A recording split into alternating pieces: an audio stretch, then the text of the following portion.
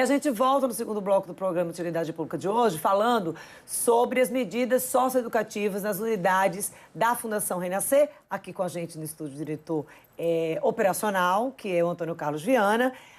A gente estava falando, encerrando o bloco anterior, falando sobre uma medida específica que está sendo implantada, tá, gente? É uma fase de implantação, inclusive em parceria aqui com a Fundação Aperipê, que é a implantação de um programa de rádio. Como é que deve funcionar isso? Como é que deve ser o conteúdo?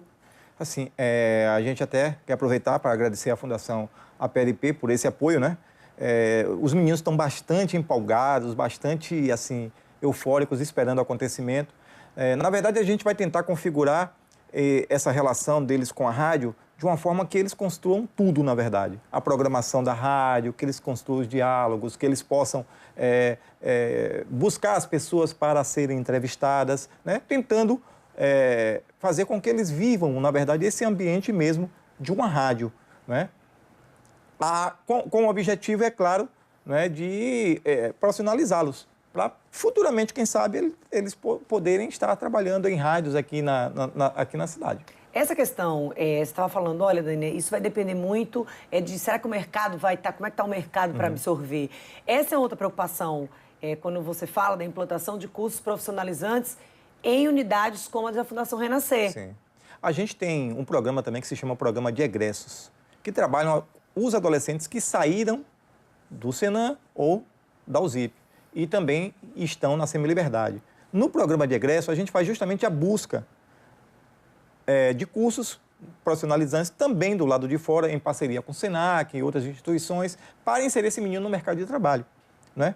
Então, eles saem e a gente, além dos cursos que acontecem nas unidades, a gente busca também que eles possam estar sendo matriculados em cursos em parceria, como, por exemplo, a do Senac.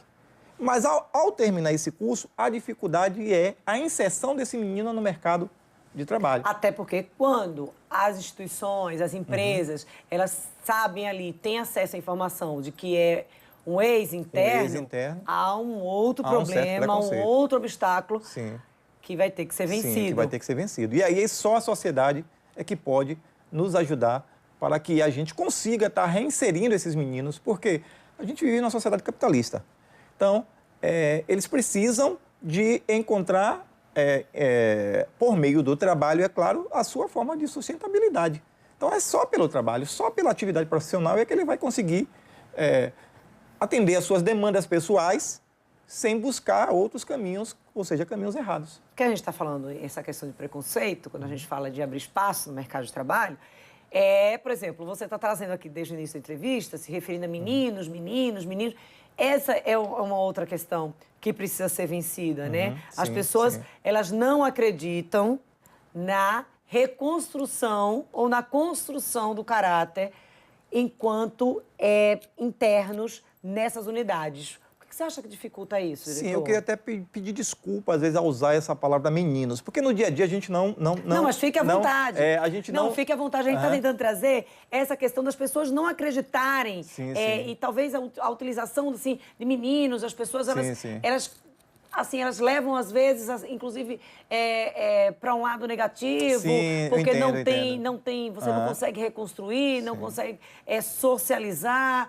Como é que é trabalhar com isso, enfrentando a descrença social, gente, a gente está falando da maioria das pessoas, sem demagogia. Não, isso é verdade, isso é uma verdade. E todos nós que trabalhamos na socioeducação também nos sentimos marginalizados, por causa justamente desse pensamento que as pessoas, né, trazem.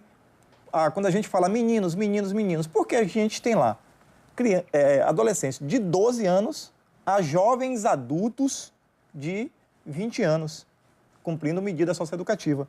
Então, às vezes tem meninos mesmo, mas a gente também tem jovens adultos, né, que já estão em uma outra fase, em um outro patamar, né, da juventude, mas que também não foram socializados de fato.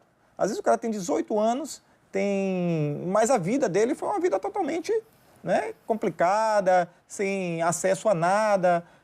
São vários casos que a gente acompanha no dia a dia, que o menino nunca foi a um posto de saúde para fazer um atendimento, nunca fez um tratamento dentário, nunca foi matriculado, por exemplo, Então, assim, é um sujeito que ainda não participou socialmente, né, da sua comunidade, enfim.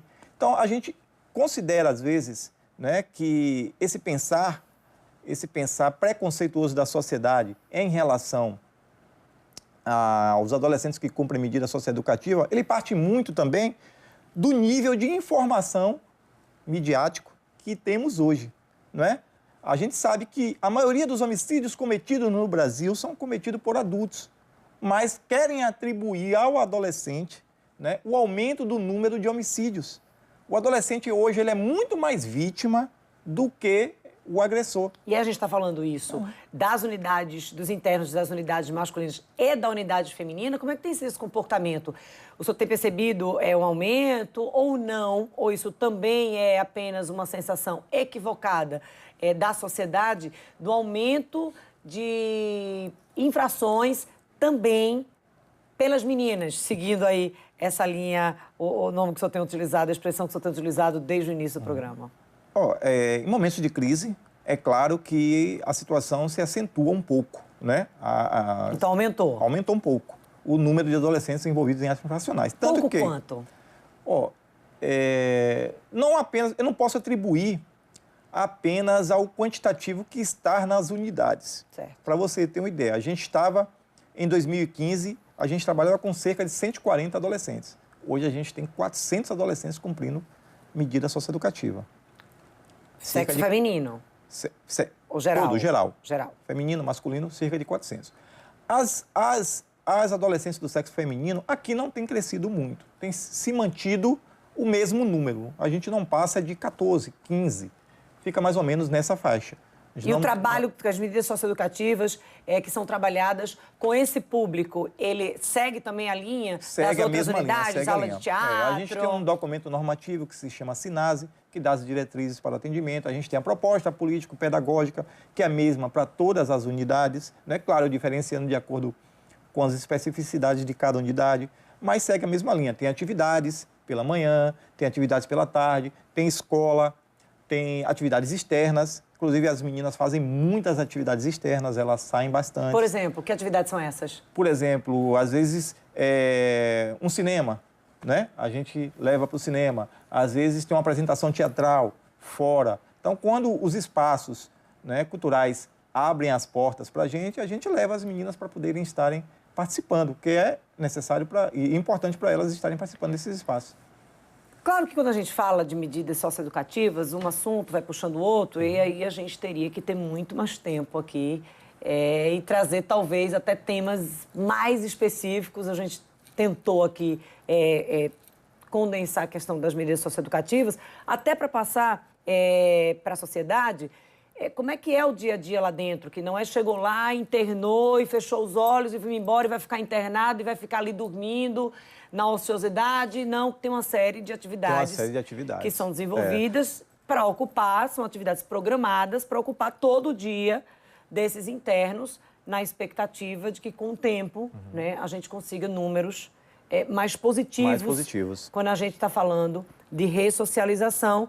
Mas acho que a gente pode voltar aqui, Antônio Carlos Viana, claro, até trazendo, né, outros pontos relativos a isso, ou até o programa de utilidade pública, ir até uma das unidades para poder conhecer um pouco a rotina da unidade, trazer para a sociedade um pouco o exemplo do que nós fizemos no presídio feminino. Sim. Nós trouxemos o dia a dia, como é que funciona ali o trabalho do Penarte, como é que funciona ali o dia a dia do presídio feminino. Eu queria muito agradecer sua presença aqui na Utilidade Pública e queria encerrar fazendo aí talvez um alerta ou uma solicitação desse assunto que você tocou por último aí, a questão da abertura das portas. Sim. Porque, olha, se as portas não estiverem abertas, todas essas medidas educativas... Não irão funcionar. Elas não vão ter como... O objetivo não é trazer de novo para a convivência social. Então, a convivência social está no teatro, está na escola, a convivência social está nas empresas, a convivência social está em todos os espaços.